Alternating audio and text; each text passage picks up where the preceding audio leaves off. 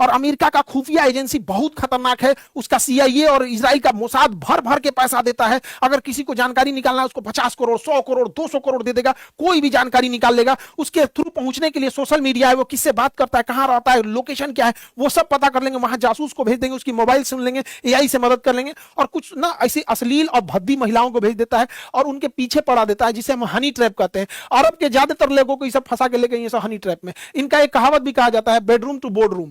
Board room उसे कहा जाता है जहां पर सारे डिसीजन लिए जाता है, बोर्ड ऑफ डायरेक्टर बैठते हैं, उसे कहते हैं बोर्ड रूम। तो इनका अमेरिका और इजराइल वालों का एक सीधा सा है, वो अपनी महिलाओं को वहां पे जासूसों को कहती हैं कि तुम्हें पहले बेडरूम में बिछ जाना है, उसके बाद वहां से जाके तुम्हें बोर्ड रूम तक जाना है। तो ये ऐसे ही करती हैं सर, धीरे धीरे धीरे धीरे आएंगी सब, बातचीत करेंगे, फिर ब्याह कर लो, ये कर लो, फिर कहेंगे सर हम क्या कर सकते हैं, मेरी सहेली है उससे भी शादी कर लो, 3-4 को ब्याह करा देंगे, उसी में उलझा के रख देंगे, फिर सारा डिसीजन अपने हाथ में कंट्रोल करके रख लेंगे सर। भारत ऐसे हनी ट्रैप से बचना चाहिए। और जानबूझकर ये सब क्या करते हैं सर, सोशल मीडिया के थ्रू ऐसे अधनंग चीजों को बढ़ावा देते हैं कि ये मॉडर्न है। मॉडर्न नहीं है रे सुश्री, तूने उघारे है, इसको मॉडर्न नहीं कहा जाता है।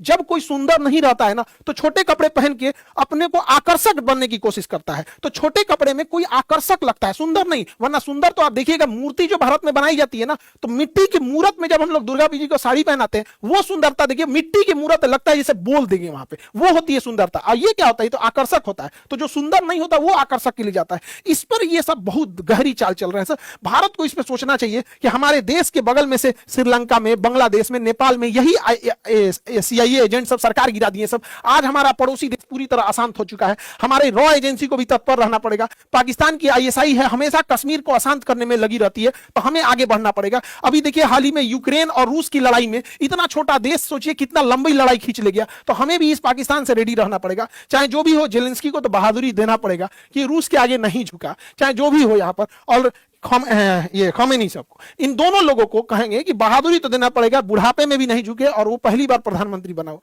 दोनों ने नहीं झुका यहाँ पर। और खमेनी को मारने के बाद इन लोगों को लगता है कि युद्ध टल जाएगा, तो नहीं टलेगा और लंबा चलेगा। और ईरान इसकी तैयारी पहले से होकर आइए यहाँ पर। और कोई भी देश कैसे बर्दाश्त करेगा, आप ही बताइए ना। भारत में घुस के कोई हमारी द्रौपदी मुर्मू को हमला कर देगा तो हम लोग चुप हो जाएंगे। वेनेजुएला समझे लोग, आप एक नॉर्मल इंसान एक सोच के देखे ना, कोई राष्ट्रपति को मार देगा, कोई देश चुप रहेगा? वो पूरी फैमिली को मार दिया सब यहाँ पे। अब ईरान नहीं आएगा। अमेरिका और रूस 1.5 घंटा तक बात किए हैं सब, पुतिन और ट्रंप, कि ईरान से कहिए अब रोक दे। ईरान का रन्ना ना, अब ना रोकेंगे हम यहाँ पे। हमारा 31 को डिवीजन बना चुके हैं लोग यहाँ पे, वो मारेंगे सब यहाँ पे। तो खैर हम लोग को क्या करना है, लेकिन